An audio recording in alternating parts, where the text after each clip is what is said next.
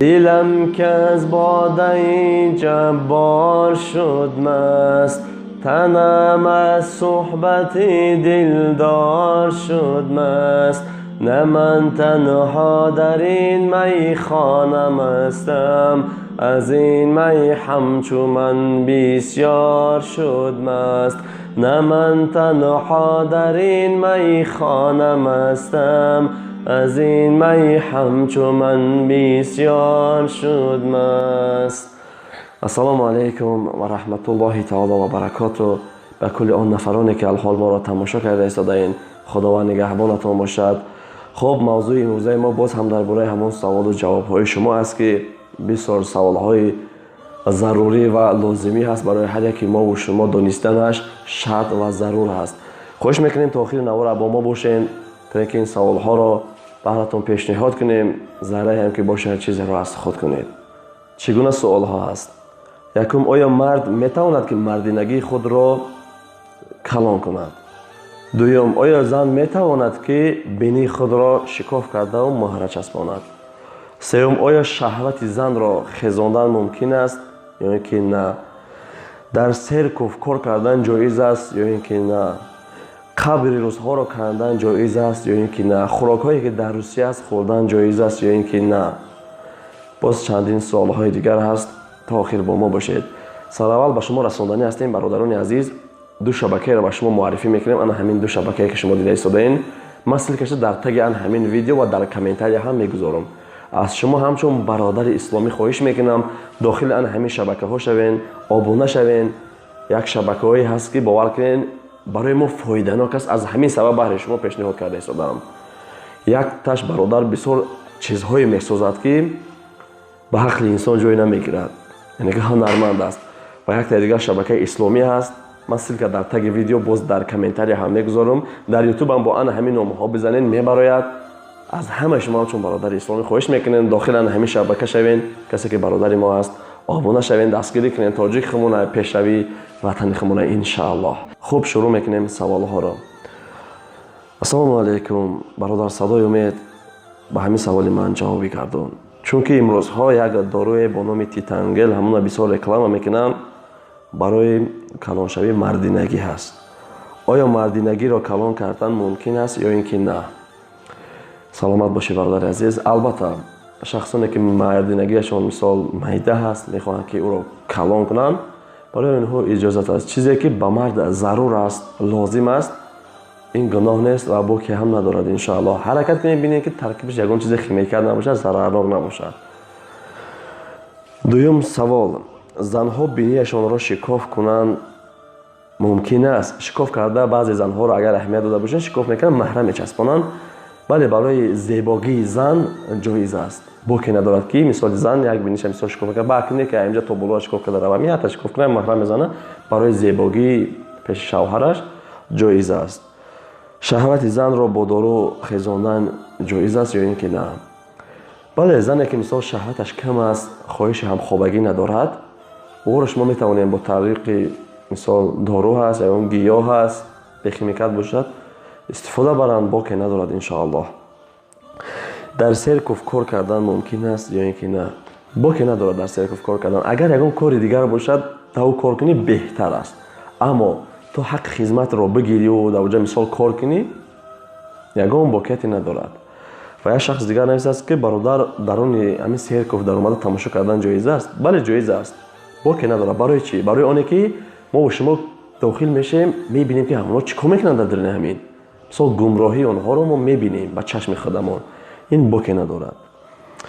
قبر روزها را کندن ممکن است؟ قبر روزها را کندن ممکن است به خاطر ثواب و به خاطر دیگر چی نه، تنها به خاطر مبلغش. مثال تو حق خدمت را میگیری، چند سو میکنی مثال دگوار میکنی یا پول میگیری، قبر روزها را میکنی، این ممکن است یگان گناه و ضرری ندارد ان شاء الله. محصولات هایی که در روسیه از گوشت مرغ و گاو استفاده میکنن خوردن جایز است یا اینکه نه؟ خب اهل کتاب رو میگن خوراکش هم جایز و زنش را هم گرفتن جایز. روزها اهل کتاب ما هستند و اونها را مثال گاوایی که میکشن ما باید اهمیت این که بسم الله خواهد که اونها بسم الله نمیگن. ҳамон ла пурсон шавем ки мусулмон куштааст ё ин ки номусулмон. ва маънаи гапи бародар ки мисол калбасаҳо, акрашкаҳо, расулуллоҳ саллаллоҳу алайҳи васаллам мефармояд аз ҳар чизе ки шубҳа дорӣ аз ӯ дурест. яъне ки ту шубҳа дошта бошӣ дар хӯрдани ҳамон нах агар ҳарчанде ки ҳалолам ки бошад барои ту ҳаром мешавад вақте ки шубҳа дорӣ да ҳамон. вақте ки шубҳа ки надорӣ боке надорад. дар Русия агар мо назар кунем тамоми чизе ки ҳаст дар уҷа ай равғани мисол истифода мебаранд. равған ҳамун гов, ай равған ҳамун мисол мурғ аст. дар тамоми ҳамун хӯрокҳош ҳаст, ҳатто дар хлеб дар ҳамаш ҳаст. агар ки гирем агарам ҳеч чӣ ки нахӯрем. аки баёра мо на ҳалол гуфта метавонем на ҳаром гуфта метавонем. вақте ки уламои мо иҷоза доданд ки аҳли китоба хӯрданаш ҷоиз, мо мехӯрем агар шубҳа дар дили мо набошад. шахсан ман худам истифода мебарам вақте ки дар Русия бошам. фақат аз гӯшти ҳамун говое ки мекушанд фақат пурсон мешавам ки ҳамина тоҷик куштагӣ аст ё ин ки мусулмон куштагӣ аст ё ин ки номусулмон. мусулмон кушта бошад ман оро мехӯрам. ҳарчанде ки ӯ бисмиллоҳ ҳам нагуфта бошад. гуноҳш дар сари ҳавон аст. вақте мусулмон куштагӣ бошад ӯ барои мо ҳалол аст. ҳалол гуфта навиштагӣ бошад ҳамона истифода барем. мисол шумо дар уҷа акрашкҳое ҳастанд дар танаи ҳамо ҳалол навиштагӣ бошад бихӯрш. калбасош ки ҳалол навиштагӣ бошад бихӯрш. гуноҳ дар сари ҳамон инсоне мезанад ки ҳамона ҳалол навиштагӣ аст агар ҳарчанде ки ҳаром бошад. иншоаллоҳ дар вуҷуди ӯ ҳаром намешавад вақте ки ҳалола дида мехӯрӣ. иншоаллоҳ парҳез ҳам чизе хуб аст. агар бо инсонҳое ки парҳезкор бошанд он ҳам хуб аст. иншоаллоҳ не ки аз чизе ки парҳез мекунем ба як шахси дигар нагӯ ки ӯ ҳаром аст. як шахси дигар аз он кор ман накӯ. ӯ истифода мебарад чизе ки ҳалол аст мардум истифода мебарад. вақте худат намехӯрӣ ӯро ҳаром гуфта наметавонӣ. гунаҳгор мешавӣ дар инаш. оё шахсе ки намоз намехонад ӯро кофир гуфтан мумкин аст ё ин ки на? хуб суоли дигар ин аст ки оё шахси бенамозро кофир гуфтан мумкин аст ё ин ки на? мо ягон касро кофир гуфта наметавонем. инсоне ки бенамоз аст мо ӯро на кофир гуфта метавонем на мусулмон гуфта метавонем. аммо ҳукмаш аз кофирда бадтар аст. ҳукми инсони бенамоз аз кофирда бадтар аст. шайтон 1000 мартаба беҳтар зи бенамоз ӯ сажда бари одаму он бар худо накард. шайтон мега 1000 маротиба беҳтар аз шахси ки ӯ намоз намехонад. шайтон кофир аст. худованд шайтона лаънат кард ба сабабе ки ӯ сажда накард одама. як лаънаташ кард шайтон кофир шуд. инсона худованд дар як рӯз 10 лаънат мекунад. ҳар як намоз мешавад худованд мегӯяд бандаи ман хез намоз бигузор. 2 бор бомдод 2 бор пешин ҳар як намозе ҳаст худованд 2 борӣ моро мегӯяд ки хез намоз бихон. вақте ки намехонем лаънат бар ту эй банда мегӯяд. вақте ки лаънат гуфт мо чӣ мешавем?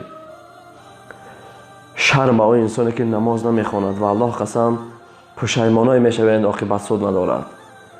як бор фикр намекунем ки мемирем. ҳамин қадар инсонҳо мурда истоданд ва аллоҳ қасам ҳамин ба ақли инсон ҷой намегирад ки инсона худованд барои намоз дар ҳамин дунё офаридааст ӯ намоз намехонад. худованд ҳама азоб дар сари ҳамин бенамоз биёрад. мо розиму хурсанд чунки ваъдаи худованда намекунад. ҳоз як фарзанди мо агар гапи моро нагирад мо чӣ қадар асабонӣ мешавем.